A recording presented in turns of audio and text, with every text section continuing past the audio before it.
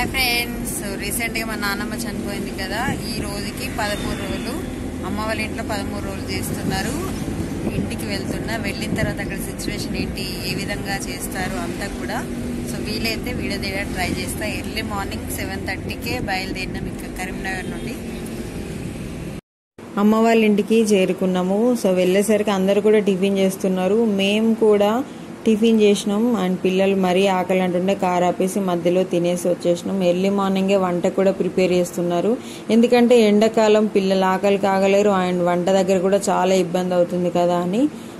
So అంతలోపు వీళ్ళు పూజకి కావాల్సిన అన్నీ కూడా రెడీ చేస్తున్నారు. 13 రోజుల పూజ అనేది చాలా ప్రాసెస్ ఉంటుంది. సో నాకు తెలీదు ఇంత ప్రాసెస్ ఉంటుందని.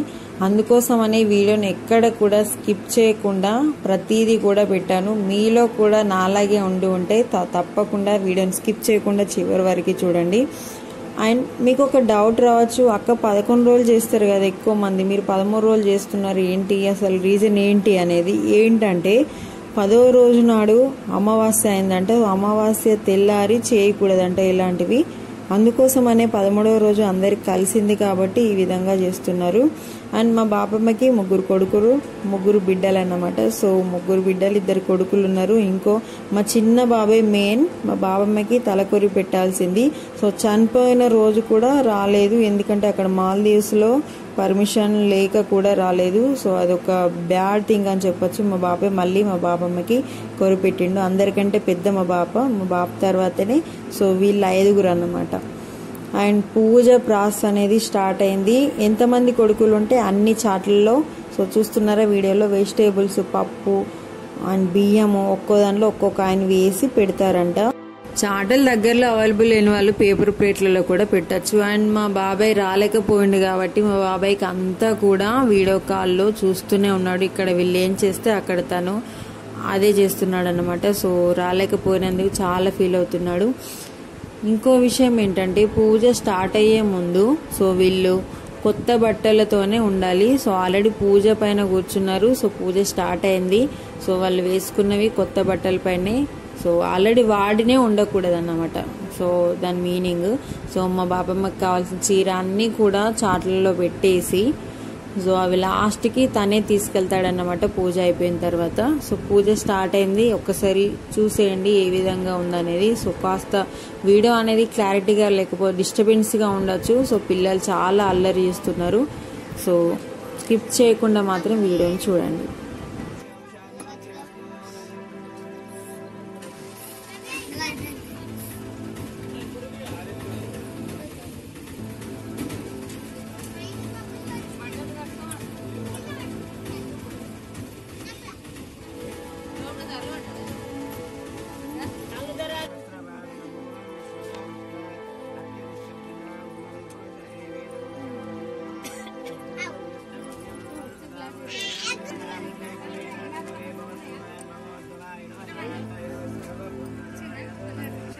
పూజ అయిపోయింది. దాదాపు ఒక 1 అవర్ కంటే ఎక్కువ జరిగింది. పూజ అయిపోయిన తర్వాత వీళ్ళకంటే పెద్దవాళ్ళు ఆశీర్వదించాలన్నమాట. సో అక్షింతలేసి ఆ విధంగానే అందరు చేస్తున్నారు. సో వీడియోని ఫార్వర్డ్ లో పెట్టినా కాబట్టి మీకు తొందరగా కంప్లీట్ అయిపోయింది.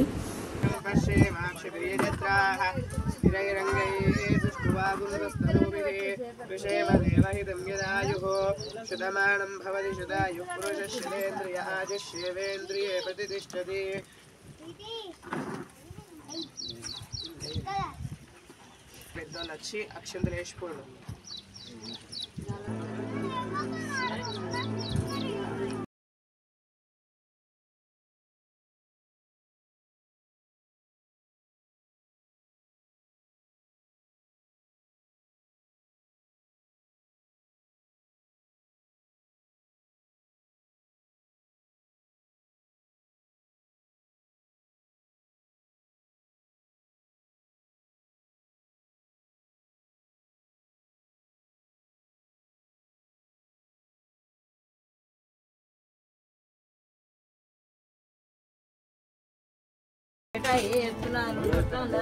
పూజ అంతా అయిపోయిన తర్వాత వచ్చిన వాళ్ళందరూ కూడా ఫోటో దగ్గర మొక్కి బొట్టు పెట్టుకొని తీర్థ ప్రసాదాలు తీసుకోవాల్సి ఉంటుంది.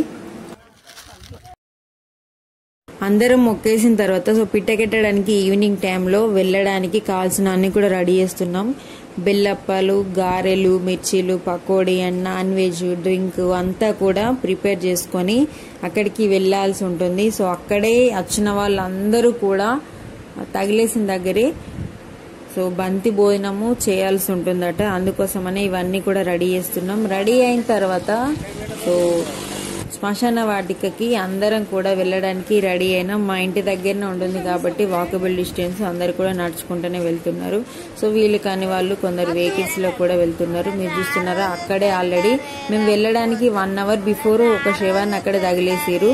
సో ఇదివరకు కూడా బాబమ్మని అక్కడే తగిలేసారు కాబట్టి ఆల్రెడీ అక్కడ మండే టైంలో ఇక్కడ తినకూడదంట, లేకుంటే అదే ప్లేస్ లో తినేవాళ్ళము. సో కాబట్టి కాస్త దూరానికి వచ్చినాము. సో ఇదంతా కూడా పిట్టకెట్టడానికి రెడీ చేసిరు. సో తీసుకొని వెళ్తున్నారు. మేము వెళ్దామంటే మా విన్ని చాలా ఏడ్చింది. సో ఎందుకులా అని నేను ఇక్కడ నుండే మీకు వీడియో తీయడానికి ట్రై చేసిన. ఆయన చేసిన అప్పాలన్నీ కూడా అందరికీ రావడానికి ఈ విధంగా సో చేస్తున్నారు. అండ్ గుడాలు, కళ్ళు, నాన్ వెజ్, డ్రింక్ అంతా కూడా ఇక్కడ రెడీ అయిన తర్వాత బంతి భోజనం చేస్తున్నారు. చూస్తున్నారా, ఇదే మా బలగం. మా బలగంతో మా బాపమ్మ 13 రోజుల పూజ అనేది ఈ విధంగా జరిగింది. అండ్ ఇలాంటివి ఫస్ట్ టైం మీతో షేర్ చేయడం, అందుకే కాస్త ఏంటి చెప్పరాకపోయినా కూడా సో మీలో ఎవరు కూడా ఏమనుకోవద్దు ఫ్రెండ్స్. అండ్ అందరం కూడా తిన్న తర్వాత ఇంటికి బయలుదేరినాం. ఫైనల్గా ఇది మా బాపమ్మ 13 రోజుల పండుగ.